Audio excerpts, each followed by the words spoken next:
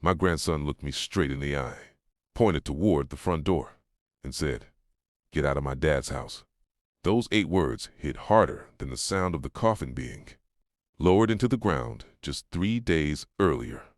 The funeral flowers were still fresh on the dining room table.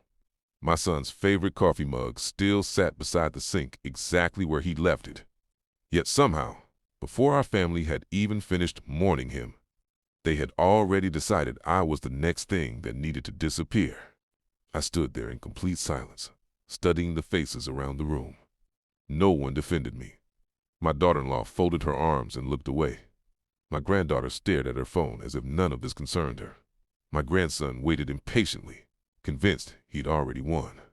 What none of them realized was that grief had broken my heart, not my memory, and they had just made the biggest mistake of their lives. Slowly picked up my old leather bag without saying a single angry word. At 74, I've learned something most people never do. The loudest person in the room is usually the weakest. Real strength knows when to stay quiet. As I reached the front porch, I paused for one last look at the house. Every brick reminded me of the weekends my son and I spent building our future together. Every window held memories of birthdays, Christmas mornings, and family dinners that now felt like they belonged to strangers. My grandson believed he was protecting his father's home. He had no idea that his father had spent years protecting a secret instead, driving away. I've replayed my son's final conversation with me only weeks before his sudden heart attack. He had insisted we organize every document connected to the family properties, saying life could change overnight. At the time, I thought he was simply being responsible. Now, his words echoed in my mind with a meaning I hadn't fully understood. There was one envelope locked inside my safe that no one else knew existed. I had promised him I wouldn't open it unless something happened to him. That night, sitting alone in my small apartment, I finally placed the envelope on the table. My hands trembled as I broke the seal, completely unaware that what I was about to read would change every one of our lives forever. The letter inside the envelope wasn't written by a lawyer. It was written by my son in his own handwriting, dated just 6 weeks before he died. I read the first sentence 3 times because I couldn't believe what I was seeing. Dad, if you're reading this, it means I didn't get the chance to tell them the truth myself. My hands shook as I continued. He explained that after years of watching tension grow inside the family, he had quietly transferred ownership of the house back to me. He said he never wanted money or property to destroy the people he loved, but he feared that if anything happened to him, greed would surface before grief had even settled. He trusted me to decide the right time to reveal the truth. Looking back at what had happened only hours earlier, I realized that time had already arrived. The envelope also contained the official deed, properly signed and recorded months before his death. My name was on every page. Legally, the house belonged to me. My grandson had thrown the owner out of his own home without knowing it. For a brief moment, anger tempted me to drive back and confront everyone. I imagined placing the deed on the kitchen table and watching the shock spread across their faces. But then I remembered something my son had always admired about me. He once told his friends that I never rush into decisions because patience usually revealed the truth better than arguments ever could. If I returned that night, all I would hear would be excuses. I wanted honesty instead. The next morning, my phone remained completely silent. Not one call, not one message asking where I was or whether I'd found a place to sleep. That silence hurt more than being forced out. By noon, an old neighbor named Walter called to check on me. He hesitated before speaking, then quietly admitted he'd overheard my daughter-in-law discussing renovations to their house as if everything had already been settled. They were talking about removing my son's workshop, replacing family photographs, and turning my bedroom into a home office. My son hadn't been gone for a single week. Thanked Walter for telling me the truth and hung up. Then I called the attorney whose name my son had written at the bottom of the letter. After introducing myself, I said only one sentence. I believe it's time we honor my son's final wishes. The attorney paused for a moment before replying. "I've been expecting your call." The attorney invited me to his office the following morning. He greeted me with the kind of quiet respect that's become rare these days. Before I could say much, he unlocked a filing cabinet and placed a thick folder on the conference table. "Your son planned for this more carefully than you realize," he said. Inside were copies of the deed, notarized statements, bank records, and a handwritten instruction explaining exactly when each document should be revealed. My son hadn't expected to die so suddenly, but he had expected greed to appear if it ever happened. Reading those pages felt like hearing his voice one last time. He hadn't been protecting the house. He had been protecting me. The attorney explained that no one had challenged the ownership yet because everyone simply assumed the house automatically belonged to my daughter-in-law after my son's death. Legally, they were living in my property without my permission. I could have demanded they leave immediately. I could have changed the locks that same afternoon. But revenge had never interested me nearly as much as truth. People reveal their real character when they believe they've already won. I wanted to see just how far they would go before the illusion disappeared. For the next several days, I stayed quiet. Walter continued calling me with small updates. My grandson had started introducing the house as our family home. My daughter-in-law had contacted a contractor for expensive renovations. They were even discussing selling my son's woodworking tools, the same tools he treasured since his 20s. Every new detail hurt, but it also confirmed something important. None of them had stopped to ask what my son truly wanted. They were making plans based entirely on what they hoped to inherit. Then another surprise arrived. The attorney called and told me that my daughter-in-law had officially requested a meeting about transferring the property's title into her name. She believed it was nothing more than routine paperwork. The attorney purposely scheduled the appointment for the following Friday, but didn't mention that I would be there. He simply smiled and said, "Sometimes the truth is strongest when people walk into it themselves." When I hung up the phone, I looked at my son's letter again. One sentence stood out more than all the others. "Dad, don't punish them with anger. Let their own choices teach them the lesson I no longer can." I folded the letter carefully, slipped it back into the envelope, and realized Friday wasn't going to change my life. It was going to change theirs forever. Friday arrived with the cold, steady rain that matched the mood I carried into the attorney's office.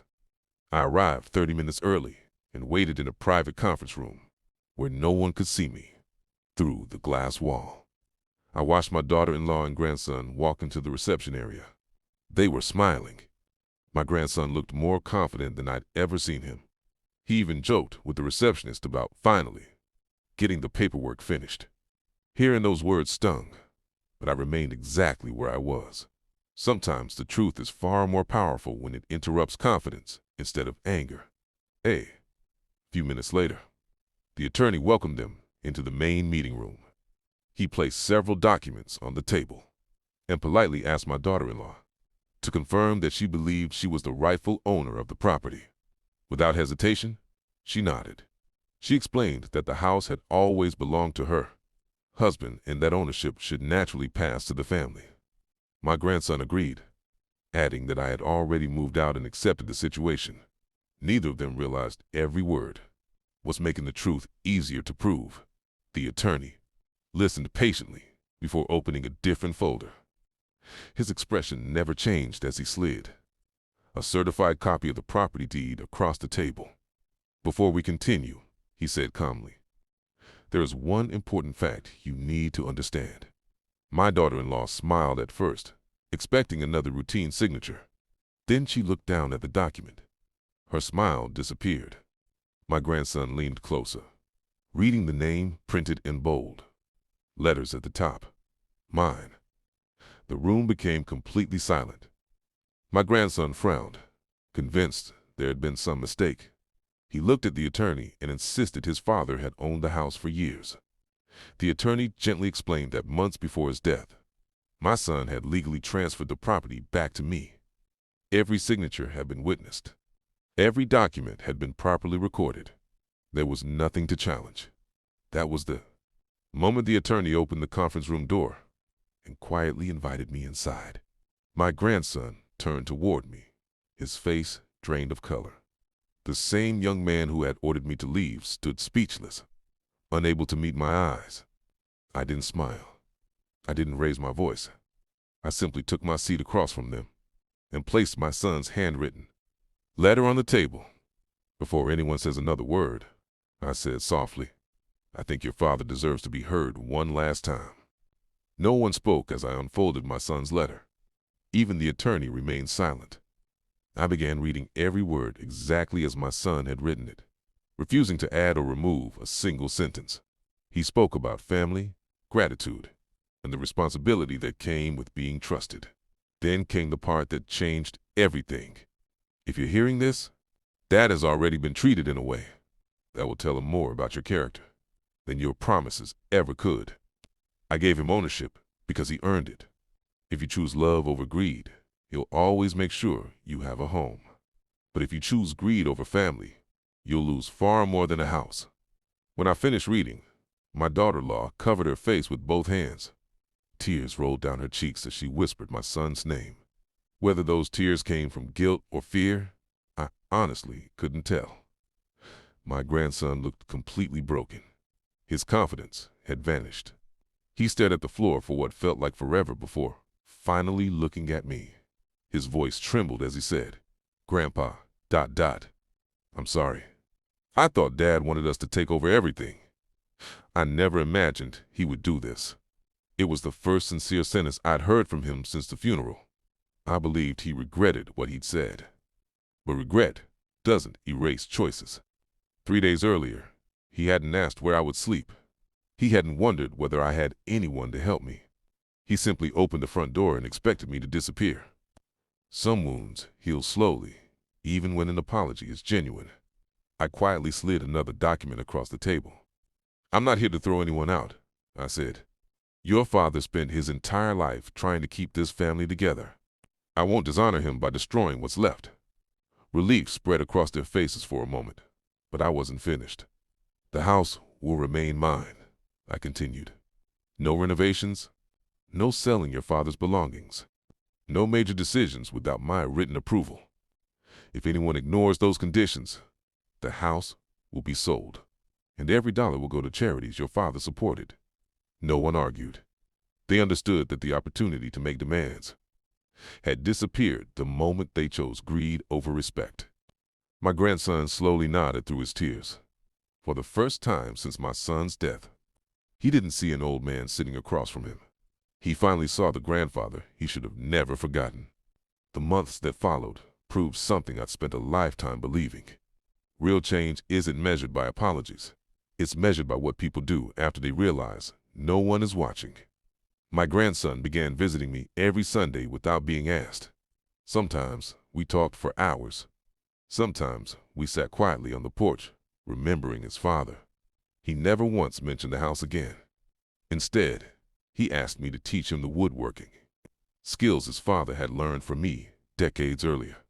The first birdhouse we built together wasn't perfect, but I knew my son would have smiled if he'd seen us standing side by side again. My daughter-in-law changed too. She canceled every renovation, planned and restored my son's workshop, exactly as he had left it. One afternoon, she admitted something I'd suspected from the beginning. After losing her husband, fear had taken control of her decisions. She became so worried about the future that she confused security with ownership. It didn't excuse what she had allowed to happen, but at least she finally understood the difference. A year later, I invited the family to dinner. We laughed more that evening than we had since my son's passing. Before dessert, I stood up and placed another envelope on the table. My grandson looked nervous the moment he saw it. He probably expected another legal document. Instead, it contained a new will. "I've changed a few things," I said with a smile. "The house will eventually become yours, but not because you demanded it. You'll receive it because you learned that family is something you protect, not something you inherit." My grandson's eyes filled with tears. He didn't reach for the envelope. Instead, he walked around the table and hugged me tighter than he ever had as a child. "I'd rather have you than the house," he whispered. For the first time since my son's funeral, I believed him. As I looked around the room, I realized my son had been right all along. The house had never been the real inheritance. Character was. Respect was. Love was. Property can be signed away with a pen, but trust must be earned one decision at a time. The day my grandson told me to get out of my own house, he believed he was taking everything from me. In the end, he discovered the greatest thing he almost lost. Wasn't a house, it was his grandfather.